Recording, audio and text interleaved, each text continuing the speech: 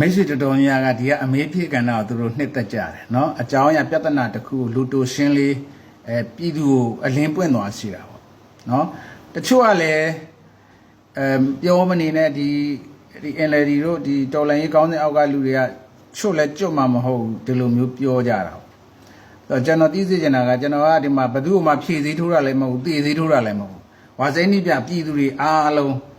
ဒီတွေးမြင်သုံးသပ်နိုင်စွမ်းနေမြင့်လာအောင်ဆိုတဲ့ရည်ရွယ်ချက်နဲ့ဒီမှာကျွန်တော်ကပြောနေတာဖြစ်တယ်သုံးသပ်ပြနေတာပေါ့ဗျာเนาะဆိုတော့ဒီမှာအဲ့ဒါလေးလည်းသိစေချင်တယ်လေဒီမှာကျွန်တော်အများအားဆဲနေတဲ့ someone ဆိုတဲ့တယောက်ရှိတယ်သူမေးထားတဲ့မေးခွန်းလေးကเนาะတခုပဲမေးမယ်တဲ့စကားစနိုင်မယ်ထင်လားဖြေပေးပါနိုင်မနိုင်အဖြေပဲသိချင်တယ်သူမေးခွန်းကနည်းနည်းလေးလွယ်နေတယ်စကားစစစ်ကောင်စီပေါ့စစ်ကောင်စီမြန်မာပြည်မှာစစ်ကောင်စီဆိုတာမရှိဘူးနတ်စကားဆိုတာပဲရှိတယ်နိုင်ငံတော်စီမံအုပ်ချုပ်ရေးကောင်စီပေါ့စစ်ဘက်အရက်ဘက်ပေါင်းပြီးတော့မှဖွဲ့စည်းထားတာပေါ့ဆိုတော့အနိုင်အဆုံးဆိုတာဘာလဲကျွန်တော်တို့အဲ့ဒါကိုတာဝန်ဆိုတဲ့ကိစ္စနဲ့သူလုပ်ရမယ့်အလုပ်ပေါ့သူလုပ်ရမယ့်အလုပ်ကိုလုပ်လိုက်နိုင်ပြီဆိုရင်သူနိုင်တယ်လို့ပြောရမှာမလုပ်နိုင်ဘူးဆိုသူရှုံးသွားတာပေါ့เนาะဒီလိုမျိုး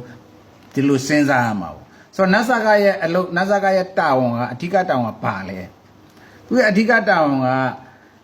ရွေးကောက်ပွဲကျင်းပနိုင်အောင်ရွေးကောက်ပွဲဘယ်သူကကျင်းပမှာလဲဆိုကာလုံကကျင်းပမှာအဲ့တော့ကာလုံကရွေးကောက်ပွဲကျင်းပနိုင်အောင်အခင်းအကျင်းတွေဖန်တီးပေးဖို့တာဝန်ကနတ်စကားရဲ့တာဝန်နတ်စကားရဲ့တာဝန်ဟုတ်ပြီဒါဆိုလို့ရှိရင်ကာလုံကရွေးကောက်ပွဲကျင်းပပြီးတော့မှတိုင်းပြည်အာဏာကိုရွေးကောက်ခံအစိုးရလက်ထဲကိုအပ်လိုက်နိုင်တဲ့အခါမှာကာလုံကတာဝန်ကြည့်သွားမယ်ကာလုံကအဲ့လိုမျိုးတာဝန်ကြည့်သွားအောင်ဒီဘက်ကနတ်စကားကလည်းရွေးကောက်ပွဲကျင်းပဖို့အခင်းကျင်းတွေဖန်တီးပေးနိုင်တယ်ဆိုရင်နတ်စကားကလည်းသူ့ရဲ့တာဝန်သူကကြည့်သွားမယ်သူရဲ့တာဝန်သူကြည့်သွားပြီဆိုလို့ရှိရင်သူအဓိကလုပ်ရမယ့်တာဝန်ကိုသူကထမ်းဆောင်နိုင်လိုက်ပြီဆိုတာသူကအနိုင်အဆုံးနဲ့ပြောရင် तू နိုင်သွားတယ်လို့ကျွန်တော်တို့ကပြောရမှာပေါ့ဒီကနေ့ခင်ဗျားတို့ပြည့်နေတဲ့စစ်ရေးတွေစီးပွားရေးတွေပါညာဆိုတာကဒါက